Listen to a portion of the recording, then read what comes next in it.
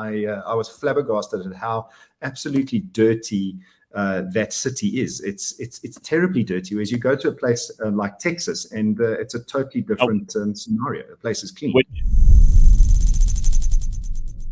So, George is here. George is back from the United States. George, how was your trip to Texas? Hey, Gareth. It was. I mean, besides the time zone change, which I'll get to in a second, I literally only recovered from that time zone change maybe this morning.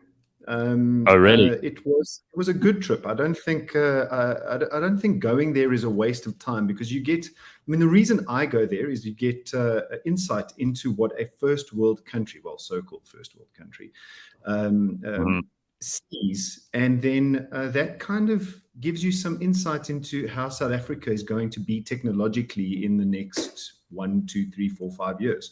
So, so the trip is worth it, but it's incredibly tiring. All right, so it's a motor show that you went to, and you've been to this one before. What has changed? I mean, what was the most? We've got some pictures, and we've got some of your experiences that I want you to tell us about. First of all, here's you at the airport. Now, when we think of Texas, I don't think of Texas as being a cold place, but it looks freezing. It was freezing the day I landed there, which was unusual because it was freezing when I arrived, and it was freezing the day I left. In between that, it was pretty much like Johannesburg. It's winter, the grass is brown, it's cold at night and warm in the day, maybe lower teens, mid-teens in terms of degrees Celsius or temperature. But that day it was freezing cold for some reason. All right, tell us about this road. It's incredible. Flags all the way along it. Is this just for the show that you were at, or do they usually have these flags? No, there's flags everywhere. So when you arrive in the United States, and I've been to 4 cities in America, and it's all the same. Texas seems to be bigger on flags, but there's flags everywhere in America, and it must be something to do with patriotism. But the point of that picture was the flags, and you can't there. The flags are probably 4 to 6 times bigger than a regular flag. Those flags are huge. They're just enormous. Wow. Now, when you went to the show, it's called the NADA. What does that stand for? The National Auto Dealer Association event. So what they do is anybody or everybody that supplies software, services, tire manufacturers, should I say, tire services, even tire manufacturers, lifts that lift cars up and down. I mean, I was mostly interested, obviously, in the software part of the halls, but anybody that supplies services to the auto industry put on stalls, for lack of a better word, like as in a normal show. And then there are 30,000 auto dealers in America, and probably about 50% of those at least descend on that show. Phenomenal. All right, so tell us what you said you went mostly for the software stuff, or that's what interests you the most. So what can we look forward to in terms of what people are going to be putting into cars in the future? And I mean, you saw Tesla, which I got to put the picture up for, the newest Tesla. Here it is. There, that looks beautiful. Nice, George. You're going to buy one? That was the Tesla Model 3. Picked me up from the airport. That was that typical Southerner that is in the other photograph. But Tesla Model 3 picked me up. There's a lot of electric cars. There he is. He's got Elon Musk as Jesus hanging in the rearview mirror. Oh, wow. Elon Musk is hanging from the mirror as Jesus. That's hilarious. God, that's funny. Okay. Because hasn't Elon just moved his factory to Texas, right?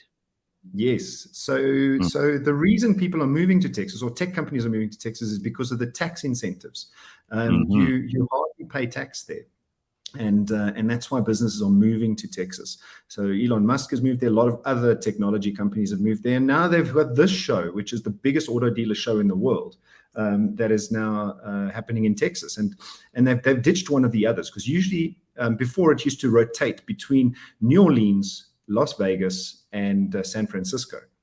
Right. And I think they're going to ditch San Francisco. I don't know which one they're going to ditch, but they're probably going to ditch San Francisco for Texas. Yeah. And the reason is the tax incentives. and because San Francisco is a dump. I mean, even Nancy Pelosi's husband was attacked by some crazy homeless dude with a hammer in San Francisco, and that's in one of the nice neighborhoods. Can you imagine what it's like in the inner city? Exactly. And when I went to the show at San Francisco, I was flabbergasted at how absolutely dirty that city is. It's terribly dirty. Whereas you go to a place like Texas, and it's a totally different scenario. The place is clean. Which city in Texas were you in? I was in Dallas. Okay, lovely. I got a friend who lives in Dallas. He says it's the best part of Texas. I've been to Austin and to Houston, and I got to say, like, there are things about both those cities that are amazing. I haven't been to Dallas, but Austin is kind of like it's like a Democrat blue city, because they're quite liberal there, but it's in a red state, so it's almost like the best combination of both. And Houston is the nice neighborhoods in Houston are beautiful, but the shitty ones are extra shitty. It's kind of like Joburg. Yeah, I mean, I didn't find anything spectacular about Dallas, to be honest. But the thing that did strike me though is that it was clean. The stuff worked. I mean, you order an Uber, and within minutes the Uber comes. I landed back in South Africa yesterday morning, ordered an Uber. And Uber, they play games, you see, in South Africa. I think the Uber drivers play games. If the trip is not far enough, they don't accept the trip. There's some that don't even accept when it's cash.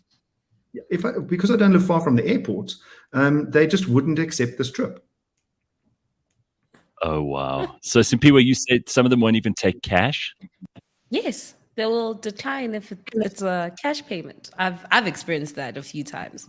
So they play games here. They do. So I want to show you something else, Gareth, before I go. And that on my way back from Texas, obviously flew through London Heathrow, and then I spent 2 days in London meeting with various people in England, including AutoTrader UK. But walking through East End in London, you know where the East End in London is? Yep. There's this area of the East End that has people that graffiti things. Yes. I don't know if you've ever come across this, and some of these are commissioned. Well, I mean, famously, Banksy is the artist who started this kind of street art, and you know, his stuff is worth just millions, and we still don't know exactly who Banksy is, but this is beautiful. And I saw a huge mural when I was in London. It was in the south, I think near Bermondsey, and I saw a beautiful mural that's quite famous now of David Bowie. I actually took a picture of myself there as well. But there is some absolutely incredible street art happening, and I was complaining on, I think it was Wednesday's show about modern art. But I mean, if it's like that picture you put up of the guy with the green background, and I mean, that's really talent. That's an ability to turn, you know, and the bright colors and things don't put me off at all. It shows you that there are talented artists. Unfortunately, there's also a lot of rubbish that gets called art by people who probably don't have any talent. But it's easy to see what's good and what isn't. And that kind of street art is magnificent. I think it's brilliant. And here's another one. And believe it or not, this is graffiti. Oh wow! Look at that. That's amazing. I'm talking about that image there is graffiti. Right. That's magnificent. So, George, I mean, would you like to see more of this in South Africa?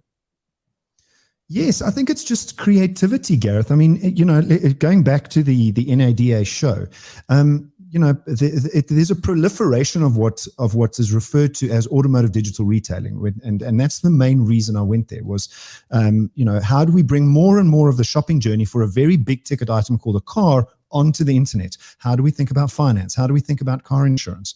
What software is out there that can do those things?